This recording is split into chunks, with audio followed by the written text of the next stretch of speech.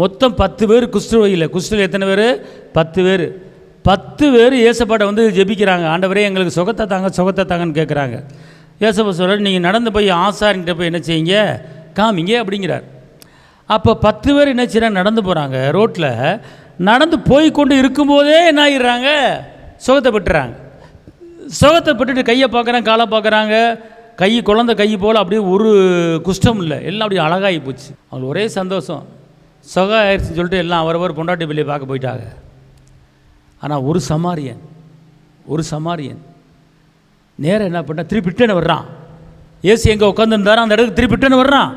வந்து அப்படியே என்ன செய்கிறான், இயேசுவின் பாதத்தில் விழுந்து என்ன பண்ணுறான், அவரை மகிமைப்படுத்துகிறான், கனப்படுத்துகிறான், அடுத்து அவருக்கு ஸ்தோத்திரம் செலுத்துகிறான்.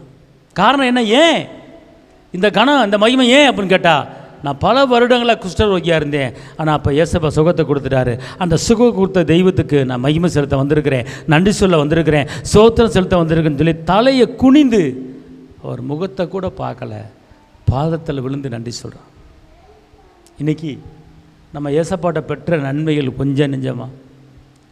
நீங்கள் நானும் ஏசப்பாட்டை பெற்ற நன்மைகள் கொஞ்சம் நெஞ்சமா?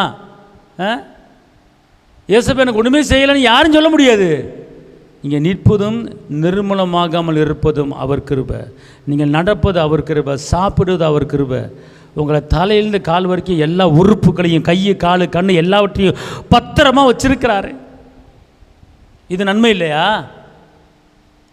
போகுது வரும்போது பாதுகாத்துருக்க நன்மை இல்லையா? ஒரு குடும்பத்தை கொடுத்துருக்காரு, பிள்ளைகளை கொடுத்துருக்கிறாரு, வீட்டை கொடுத்துருக்கிறாரு, நன்மை இல்லையா? ஆனால் இவன் சுகத்தை பெற்றவர் என்ன செய்கிறான், பாதத்தில் விழுந்து என்ன செய்கிறான், நன்றி சொல்கிறான். அன்பார்ந்தவளே, இன்றைக்கி நன்றி சொல்கிறதுக்கு கூட இயேசுவின் பாதத்தில் விழுந்து நன்றி சொல்லணும்.